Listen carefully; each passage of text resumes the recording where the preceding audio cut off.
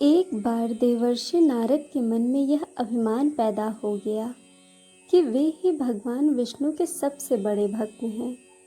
वे सोचने लगे कि मैं रात दिन भगवान विष्णु का गुणगान करता हूँ, फिर इस संसार में मुझसे बड़ा भक्त और कौन हो सकता है। किंतु पता नहीं श्री हरि मुझे ऐसा समझते हैं या नहीं।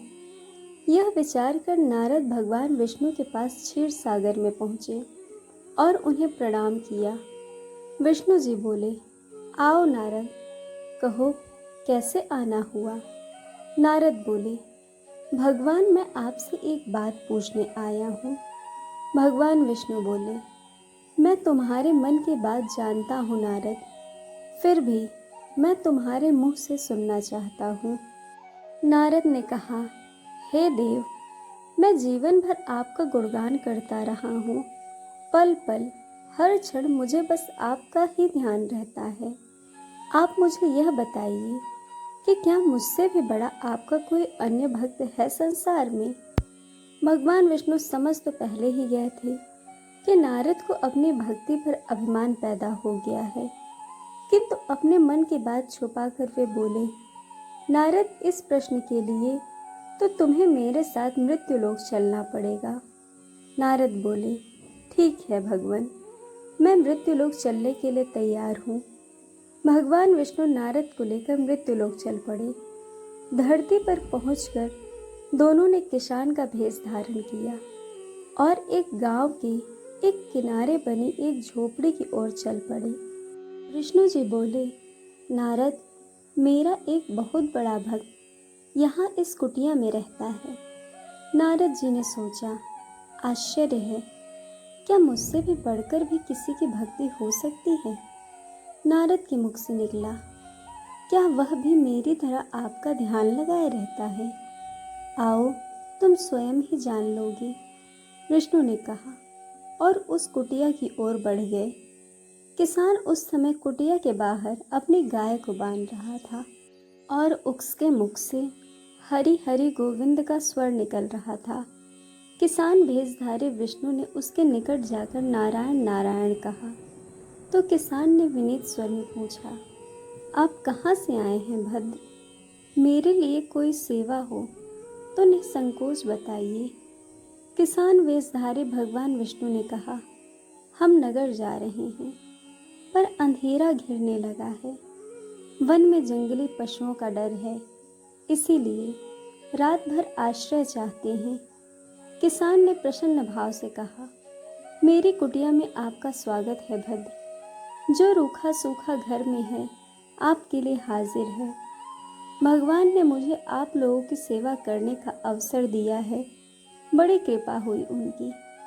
बाहर दालान में एक खटिया पर दोनों को बिठाकर किसान अंदर गया और अपनी पत्नी से कहा, देवी, दो अतिथि आए हैं।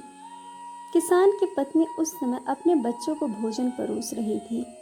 धीरे से आटे का बर्तन दिखाती हुई बोली, घर में इतना सा ही आटा है और ये बच्चे और भोजन मांग रहे हैं। किसान बोला, कोई बात नहीं, हम अतिथियों को भर पेट भोजन कराएंगे। तुम बच्चों को आज कांजी बनाकर पिला देना। नारद और भगवान विष्णु ने उन दोनों का सारा वार्तालाप सुना, फिर भी परीक्षा के लिए भोजन की थाली पर बैठ गए। जब दोनों भर पेट भोजन कर चुके तो नारद सोचने लगे, यह सीधा साधा गृहस्थ भगवान का सबसे बड़ा भक्त कैसे हो सकता है। उधर श्री हरि ने किसान से और भोजन लाने की फरमाइश कर दी। बोले, मेरा पेट अभी नहीं भरा, क्या और भोजन मिलेगा। किसान रसोई घर में गया और जाकर पत्नी से पूछा, कुछ और भोजन बचा है क्या। पत्नी बोली, बच्चों के लिए कांजी बनाई है, बस वही शेष है।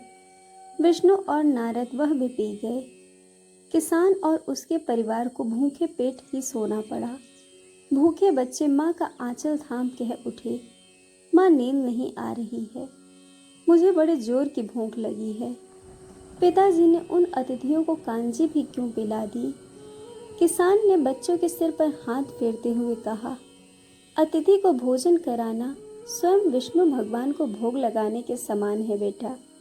बाहर दालान में दोनों अतिथि अलग अलग बिस्तरों पर लेटे हुए भगवान विष्णु ने कहा, तुमने सुना नारद, किसान और उसके परिवार को भोजन नहीं मिला, फिर भी वह मेरे गुण गाए जा रहे हैं। अगले दिन सुबह उन्होंने देखा, किसान भगवान विष्णु की मूर्ति के सामने कह रहा था, गोविंद हरि हरि, तुम सदा मेरे मन में बसे रहो, बस मुझे कुछ और नहीं चाहिए। फिर दोनों अतिथियों से बोला, हरि की बड़ी कृपा है, वही जग का रखवाला है। प्रभु की दया से रात को कोई कष्ट तो नहीं हुआ। जब तक आपका जी चाहे तब तक आप दोनों यहाँ रहें, मैं खेत पर जा रहा हूँ। किसान वेशधारी श्री हरि बोले, हम भी तुम्हारे साथ चलेंगे, यदि तुम्हें कोई आपत्ति न हो तो। नारद और विष्णु भगवान किसान के साथ उसके खेत पर गए। किसान बोला, यही है अपना खेत, अब मैं अपना काम करूँगा। गोविंद हरि हरि। नारद बोले, तुम तो सत्पुरुष हो, भगवान के बड़े भक्त हो, हर घड़ी उनका नाम लेते रहते हो। किसान बोला, अरे कहाँ, काम से जब भी थोड़ा बहुत समय मिलता है तभी उनका नाम लेता हूँ।